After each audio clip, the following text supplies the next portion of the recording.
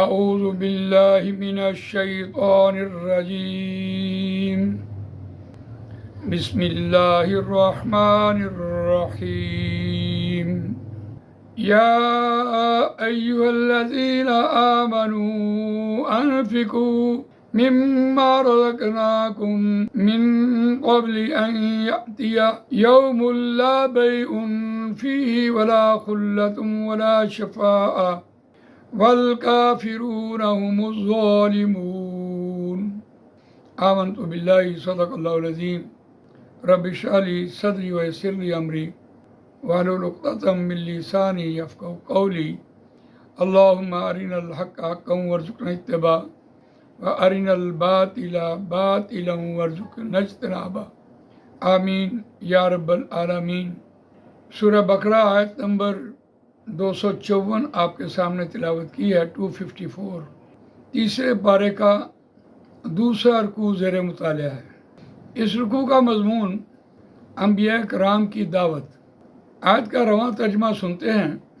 اہل ایمان سے مخاطب، یا ایھا الذین آمنوا، اے وہ لوگوں جو ایمان لائے ہو، اے ایمان کے دعوے دارو، انفقوا خرچ کرو، مما رزقناکم جو ہم نے رزق دیا تم کو، من قبل اس سے پہلے، ان یأتی یوم لا بیع فیہ ولا خلۃ ولا شفاعہ، اس سے پہلے کہ آئے وہ دن نہ خرید و فروخت ہو، فیہ اس میں، ولا خلۃ اور نہ کوئی دوستی، ولا شفاعہ اور نہ کوئی سفارش، والکافرون هم الظالمون اور کافر انکار کرنے والے ہی ظالم ہیں۔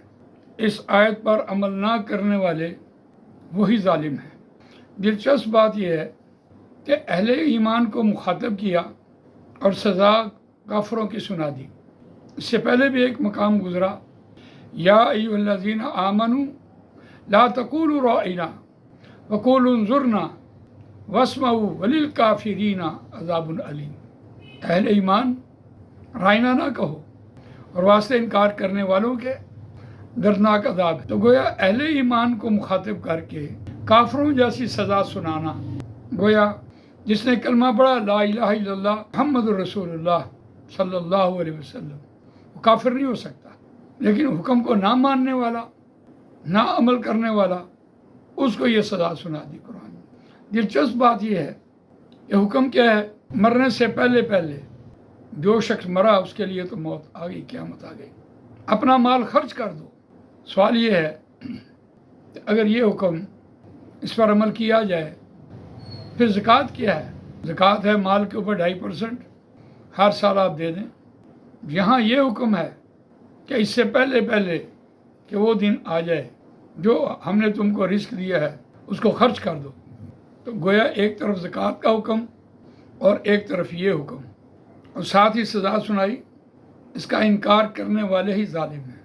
ہم دیکھتے ہیں جب قرآن مجید میں انفاق کے حوالے سے جو ترغیب دلائی گئی، وَأَنفِقُوا فِي سَبِيلِ اللَّهِ وَلَا تُلْقُوا بِأَيْدِيكُمْ إِلَى التَّهْلُكَةِ وَأَحْسِنُوا إِنَّ اللَّهَ يُحِبُّ الْمُحْسِنِينَ، اور خرچ کرو اللہ کی راہ میں، اور اپنے ہاتھوں سے اپنی جانوں کو ہلاکت میں نہ ڈالو، اور اللہ کے دین کو غالب کرنے کے لیے جو مال خرچ کرو گے، وَأَحْسِنُوا اور وہ احسان کرو گے، إِنَّ اللَّهَ يُحِبُّ الْمُحْسِنِينَ، بے شک اللہ احسان کرنے والوں کو پسند کرتا ہے۔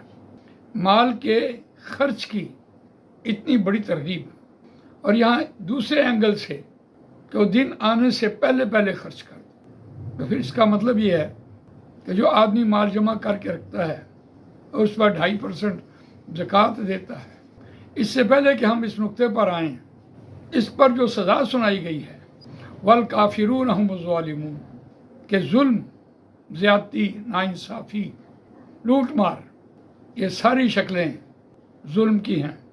اور اس ظلم میں جو قرآن مجید کی چوٹی ہے اور سورہ لقمان میں بیان ہوئی، ان الشرک لظلم عظیم، بے شک البتہ شرک بہت بڑا ظلم ہے۔ جب ظلم کی بات آئی اور پھر شرک کی بات آئی، تو پھر انسان کی مرضی، اللہ کی مرضی نہیں، میری مرضی، اس پر قرآن نے چوٹی بیان کی، افرأیت من اتخذ الہہ ہواہ، کیا آپ نے نہیں دیکھا اس شخص کو جس نے اپنی خواہش کو اپنا معبود بنا لیا؟ خواہش کے اعتبار سے دیکھیے، قرآن مجید میں حضرت موسیٰ علیہ السلام کی قوم بنی اسرائیل، اس نے بھی جب بچھڑے کی پوجا کی، شریعت کو چھوڑا، اپنی مرضی کی، تو قرآن نے نقل کیا وَلَقَدْ جَاءَكُم مُوسَىٰ بِالْبَيِّنَاتِ ثُمَّ اتَّخَذْتُمُ الْعِجْلَ مِن بَعْدِهِ وَأَنْتُمْ ظَالِمُونَ، اور تم ہی ظالم ہو۔ اور قرآن مجید نے ایک دوسری جگہ پر دلیل دی، سورہ آل عمران، فَمَنِ افْتَرَىٰ عَلَى اللَّهِ الْكَذِبَ مِن بَعْدِ ذَلِكَ فَأُولَٰئِكَ هُمُ الظَّالِمُونَ، بس وہی لوگ ظالم ہیں جس کسی نے باندھا اللہ پر جھوٹ کہ اس کے بعد اس کے پاس حق آ گیا تو اس کو زور دے کر فَأُولَٰئِكَ هُمُ الظَّالِمُونَ۔ آپ نے دیکھا آغاز میں أُولَٰئِكَ عَلَىٰ هُدًى مِّن رَّبِّهِمْ وَأُولَٰئِكَ هُمُ الْمُفْلِحُونَ، وہی لوگ فلاح پانے والے ہیں۔ خبر کو معرفہ لایا گیا، تو دیکھیں اس سے مراد کیا ہے، اور یہاں سے انبیاء کی دعوت سمجھ آتی ہے۔ نبی اکرم صلی اللہ علیہ وسلم نے مکروز کا جنازہ نہیں پڑھایا۔ اس اعتبار سے اس آیت میں جو بات چھپی ہوئی ہے وہ یہ ہے کہ رات کو سونے سے پہلے جو آپ نے کسی کا قرض دینا ہے، آپ وہ قرض واپس کر کے سوئیں۔ اس پر نبی اکرم صلی اللہ علیہ وسلم کا ایک عمل کہ جو بھی مال غنیمت آتا اس کو تقسیم کر کے سوتے۔ یہ آیت اس طرف توجہ دلاتی ہے کہ آپ نے کسی کا دینا ہے تو آپ دے کر سوئیں، اس سے پہلے کہ وہ دن آ جائے۔ تو یہ انبیاء کی دعوت تھی۔ باقی رہی بات جو ہمارے تجارتی قرض چل رہے ہوتے ہیں، وہ بھی اگر اس نہج پر دیکھیں کہ نقد خریداری ہو اور کسی کا دینا نہ ہو تو آپ کی تجارت دن دگنی رات چوگنی ترقی کرے گی، روزگار کے مواقع نکلیں گے۔ اس کے برعکس آپ دیکھیں اپنی تجارت میں ایک شخص نے بہت سے لوگوں سے قرض لیا ہوتا ہے، اس نے ایک کا قرض واپس کرنا ہوتا ہے اور دوسرے سے قرض لے لیتا ہے اور کوشش کرتا ہے کہ میرے پاس سارے جہان کی ورائٹی میرے پاس ہو۔ اگر وہ اپنے سرمایہ سے کام کرے تو پھر یقیناً وہ ورائٹی پوری نہیں کر سکتا۔ گویا بہت سی دکانیں پڑیں گی، بہت سے لوگوں کو روزگار کے مواقع حاصل ہوں گے تاکہ مارکیٹ میں وہ ورائٹی پوری کی جائے۔ اس اینگل سے دیکھیں گے تو جو انبیاء کی دعوت ہے وہ کمپریہنسو دعوت ہے۔ تو آیت کا روان ترجمہ دوبارہ سنتے ہیں، پھر یہ بات کلیئر ہو جائے گی۔